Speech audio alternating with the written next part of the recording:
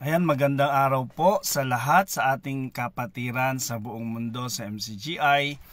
Isa na naman pong mabuting pagkakataon na makapag-share ng video na sabi kasi, paano ba mag-share ang isang pastor ng born again? Ito po, wala akong sasabing ibang pastor. Yung testimony ko bilang dating pastor na natutunan ko lang din na sinishare sa akin, isishare ko. Ibang-iba po kasi ang pag-share ng isang pastor. Halimbawa, ako dati, gagawa po ako ng preaching. Lalagyan mo ng title ayon sa gusto mo. Merong isang text lang na verse. Pagkatapos, merong introduction. Tapos kasama na yung sariling kwento, kung ano-anong joke. Tapos lalagyan mo ng mga points, kung 4 na points. Tapos tigdadalawang verses lang na magkamukha bawat points na iba-iba ang mensahe. Kaya napakagulo. Hindi kagaya dito sa MCGI kasi po almost 11 months na po ako.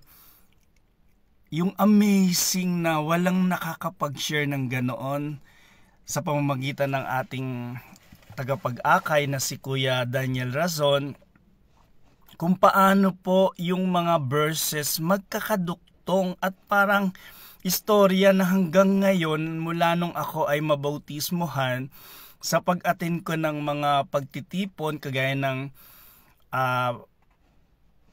prayer meeting, worship service, yung ating pasasalamat ng buong bayan, magkakaduktong po, magkakoneksyon. Walang title, walang palabok kung ano, dire-diretso, talagang amazing. Hindi mo pwedeng ikumpara sa iba.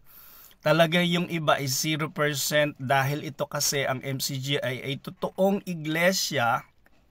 May isang awit, may isang espiritu, may isang pagtuturo. Kaya buong mundo, yung MCGI, iisa yung kaalaman, iisa yung espiritu.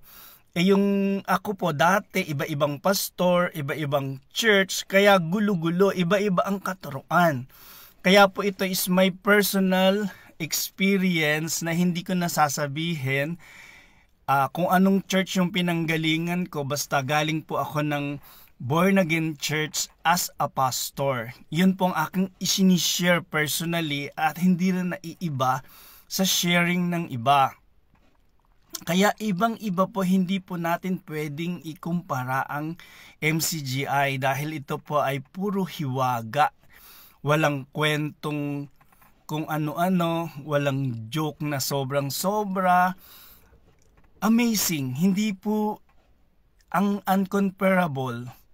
Hindi mo pwedeng ikumpara kasi galing sa Espiritu ng Diyos. Ayun po, At sabi nga, kung nasa MCGI ka, ligtas ka na, hindi po namin sasabihing ligtas na kami. Basta alam namin yung katuruan ay galing sa Holy Spirit at tama yung aming daan, yung dating daan at bagong daan na aming nilalakaran na galing sa Espiritu ng Diyos na naglalakad. Ulit, hindi po kami nagtatag ng aming iglesia, kundi ito po ay nakatatag na mula pa nung una ang iglesia ng Diyos. Yung sinasabi nga po ng iba, lahat ng iglesia ay sa Diyos. Hindi po iyon, hindi po ako sang-ayon doon. Kasi tingnan po natin, sabi ng 1 Corinthians chapter 1 verse 1 hanggang 2, kung si Apostle Paul po, dating Hudyo, lumipat siya sa iglesia ng Diyos na nasa Corinto. Kasi po ang iglesia ng Diyos ay bahay ng Diyos. Sabi rin sa awit 127 verse 1.